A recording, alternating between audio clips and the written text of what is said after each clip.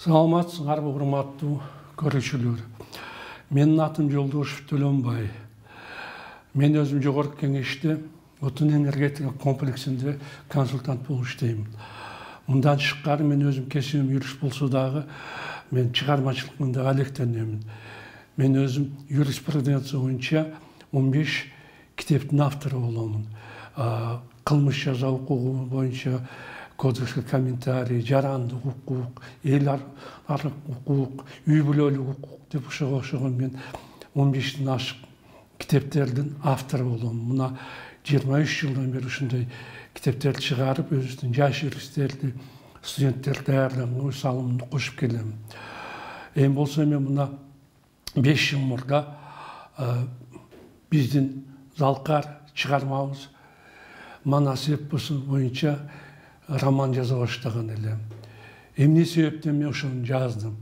Эмнеге мага ушул даяр турган жумушумда юристтиктен юридический китептерди жазбасам, ушу Манаска өтүп кеттим. Ошол боюнча мен азыр көптөр силерге түшүндүк берейин деп атайын ушу YouTube каналымды ачып, силерге ушул боюнча түшүндүк берейинге аракет кылып жатамын. Мен буюрса ушу күндөн баштап такай ушул өзүмдүн китептерим жөнүндө айтып берип, андан кийин андан убакыт жетишинче окуп, китептерден окуп силерге айтып беремин. Эми биринчиден мен азыр муну көрсөтүп коеюн. Мына мындай болуп, Манас романы Сагын Оразбактын варианты негизинде жазылган Манас романы. Мына биринчи тому. Бул экинчи том. Бул үчүнчү том, төртүнчү том. Аягында мына бешинчи том.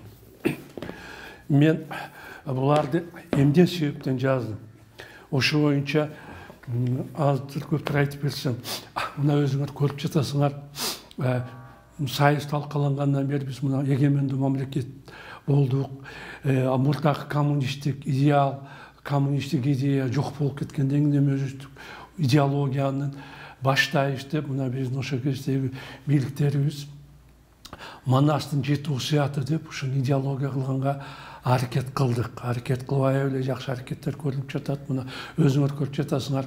Атайын Манас академиясы ачылган бизде, Манас театры ачылды.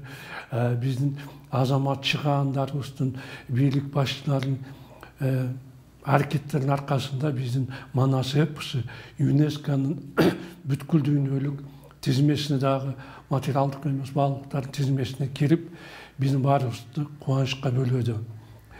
Бирок ошондой болсо дагы бул Манасты жайылтуу көңүлдөгүдөй кетпей калды.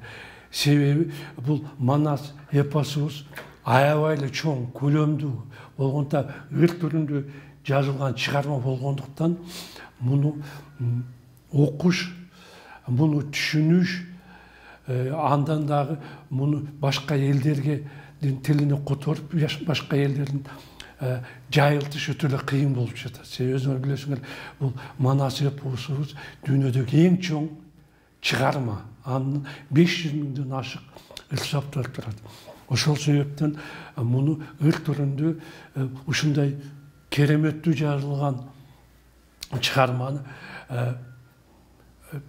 бүт жакшына кылып которуп, башка тилге ыр түрүндө алып чыгып, аны жайылтуу өтө кыйын болуп эсептелет. Ошон үчүн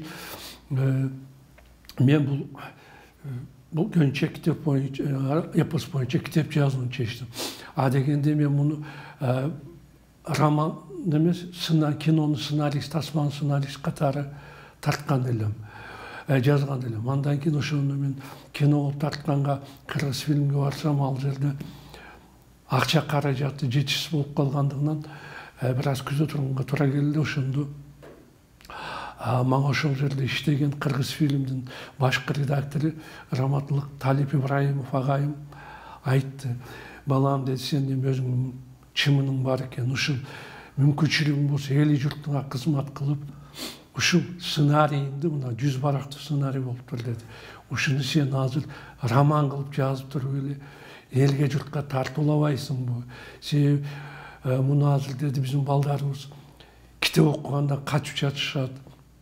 Китеп окубай жалаң эле соткага кирип, интернеттеги батышты кинолорду башкаларды көрүп, биздин өзүнүн улуттун уңгусу болгон Манасты унутуп баратышат. Манасты аракет кылса да түшүнбөй атат. Сен муну көрүп атасың, ыртырын чоң көлөмдүү чыгарма деп айтты. Ошондон кийин анан мен макул болуп туруп, ошо Манасты роман түрүндө жаза баштадым.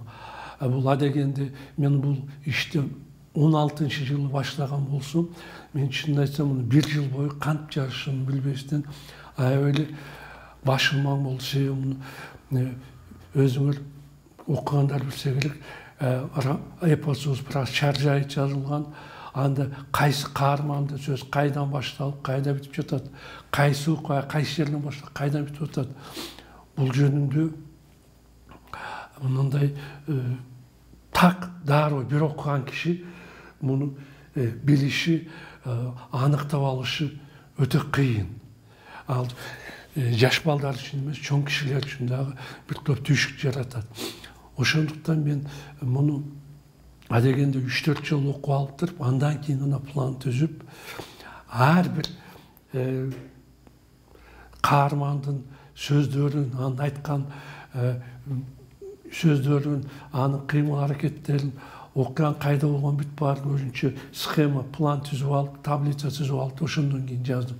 Мен өзүм кесибим боюнча мурдакта айткандай, өзүм юрист болуп, Москвада 89-жылы Ломоносов атындагы университеттин юридика факультетин бүтүргөнмүн.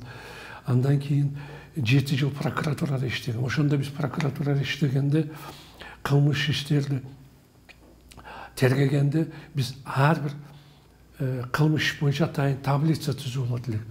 Мына айыпталуучунун сөзү мынандай, жабырлануучу бул, күбөлөрдүкү бул, ушулардын баары менен айыпталуучунун күнөөсү далилденет деп туруп, ушинтип таблица түзүп алып туруп, анан анын жанына баракты, ошонун ишти мынанчанчы барак деп жазып алып туруп, ошонун жардамы менен анан кийин биз делону ишти жүргүзөт элек. Мен дагы кудду ушундай кылып туруп, бул Манасты жазышты баштаардан мурда ошентип адегенде мына Манастын сөзү бул жерден башталды, мынанчанчы барак. Кийин айтайлык, Бакайдын сөзү кетти, мынанчанчы барак, Жакыптыкы мынанчанчы деп бүт баардыгын бөлүп ылгап алып, андан кийин гана ошонун баардыгын бириктирип туруп, ошондон кийин гана толугу бойдон Манастын кайсы окуясы каерден башталып, кайсы каарман эмне деп сүйлөп, ошонун баардыгын өзүмдүн башымда, көз алдымда системалаштырып алдым. Мен муну эмне себептен өзүңөр билесиңер, бизде залкар манашчыларыбыз көп. Манашчы жатка билген, биздин аябай кыйын чыган жигиттерибиз бар. Ошолор мен китептин бир жерин туура эмес жазып койсо, койчу бул туура эмес жазыптыр, мына бул жеринде бул башка каармандын сөзү, же болбосо муну окуя башкача болгон деп туруп айтса, мен шерменде болуп калдым. Ошон үчүн мен андай болбош үчүн өтө кылдаттык менен муну пландаштырып, андан кийин гана бул ишке кириштим. Мына мен азыр кыскача ушул кантип жазганымды айттым. Мен болсо мен силерге ушу китептен үзүндүлөр окуп берейин. Андан кийин кийинки биздин видео тасмабызда бул китепти кантип жазгандын тарыхын мен силерге кийин дагы айтып берем. Азыр болсо мен силерге бул китептен окуп берейин. Биринчи бап, Манас романы. Биринчи бап, кыргыздардын Алоокеден жеңилиши жана Ала тоонун сүргүнгө айдалышы. Кыргыз болгонум, кыргыз атка конгонум, эчен кылымдарды арытып, канчалаган душмандар менен чабышып, эчен кыя белестерди ачты. Элинин, жеринин эркиндиги үчүн канчалаган эр азаматтар өз өмүрлөрүндө аяшкан жок. Алардын арасында Манастын орду бөтөнчө айырмаланып турат. Уламадан уласак, улуулардан сурасак, кыргыз эли эзилтеден ээлеген жерлер Ыйык Алатуудун күн жүрүш тарабы Эренге чейин, түн тарабы Енисай, күн батышы Орол, күн чыгыш Тебитти камтыган. Енисай элин Қан Мамай 40 жыл башкарып, журту көбөйүп, 40 урууга жетти. Бирок 5 аял алса да балалуу болбой, көп төрөгөн жесир аялды алат. Ал Мамайга бир уул төрөп бергенде, кубанган атасы атын Бөдөнө деп коет. Атасы өлгөндө Бөдөнө анын ордуна Кан болот. Бөдөнөдөн Ботой, Бөйөн хан, Бөйөн хандан Чаян хан, Чаян хандан Каракан, Каракандан Орозду Баатыр тараган. Орозду Баатырдын тушунда кыргыздар аябай байып, жыргал турмушта жашашат. Орозду Баатыр 5 аял алып, 10 балалуу болот. Чоң аялдан Жакып менен Шыгайкан, экинчисине Катаган менен Каткалаң, үчүнчүсүнөн Жамгырчы менен Балта, төртүнчүсүнөн Касиет менен Калка, бешинчисинен Текечи менен Кызылтай туулат. Убакыт сааты келип, Орозду дүйнөдөн кайтканда кыргыздын башына оор мүшкүл түштү. Ошол кезде кыргыздын элдешкис душманы Кара Кытай калмакты Нарын шаарында Алооке хан башкарып турган. Ал Самаркан Анжиянды чаап жүргөндө Орозду өлдү деген кабарды угуп, жер жайнаган аскер менен Жизнай үйүндө такылдап, Добулбасыны баркылдап, калың Кытай какайлап, Керней Сурнай тартылып, таласка келип жетти катылып. Жамгырдай атылып, жер каралып түн болуп, көргөнгө дүмөк күн болуп, чаң обого бурулуп, найзанын башы кагышып, адамдын башы чабышып, асты элди таптады, аркасы силдей каптады. Кудай эч кимге мындайдын бетин көргөзбөсүн. Ороздунун чоң уулу Жакып 15-те, калган инелери андан да жаш болгондуктан кыргыздарды башкара турган эч ким жок болуп, душманга татыктуу каршылык көрсөтө алышпады. Талаш жерин дыйга, канга толтуруп, калмактар ырайымсыздык менен кыргыздардын баш көтөрөр эрлеринин баарын чабышып, соо калганын бытырап, кокту колот, тоо аралай качышты.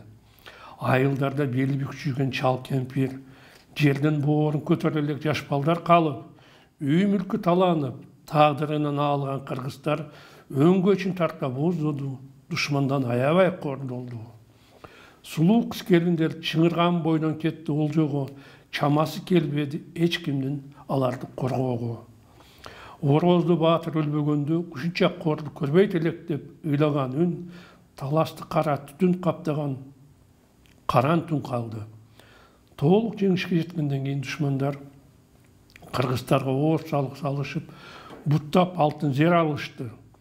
Ал алтынды таппаса, кыргыздын жайылып жүргөн малын чабышып, малдан кемип калса, башты чаап, жанды алып, каршылык көрсөткөндөр кармап алып кул кылды. Кароол чокудагы көк туу тытылып өрттөнүп, ордо толугу менен талкаланды. Эчен деген муундар таап жыйнаган Ороздунун казынасын душмандар талап алышып, кылымдар бою сакталып келген бичиктерди, башкача айтканда кол жазмаларды Кытай чечилдери өрттөп жиберишти. Кыргыздар билимден ажырап, сабатсыз, караңгы бойдон калсын, биздин эл гана дүйнөдө билимдүү болсун дешип, тоолордогу бетинде жазуусу бар байыркы таштарды таптырышып, эч кандай из калбасын деп, аларды дарыянын ирим жерлерин өгүздөр менен сүйрөтүп барып, чөктүртүп жиберишти. Сары жүздүү, орто бойлуу, кууш көздүү, курсагы чанаштай салаңдаган Алооке хан Бежинден келип зор болду.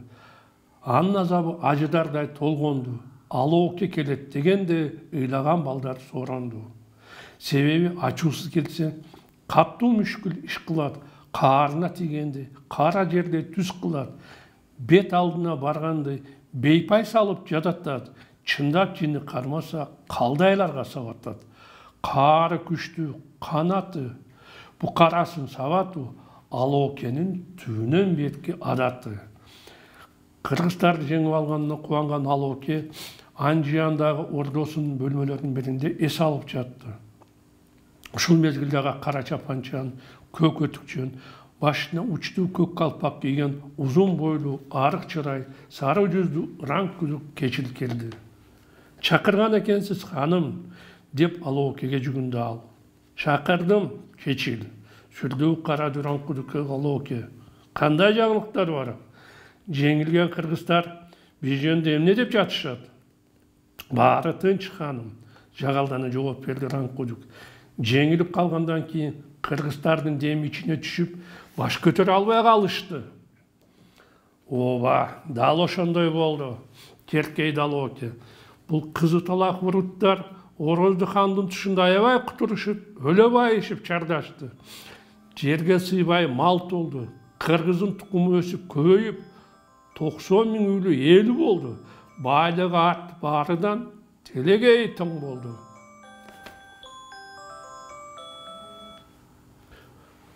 Мына жолдоштор, угуучулар, көрөрмандар, бүгүн силер менен белгиленген убакыт жетип, эми кийинки көрсөтүүбүздө силер менен көрсөтүүнү улантабыз. Саламатта болгула.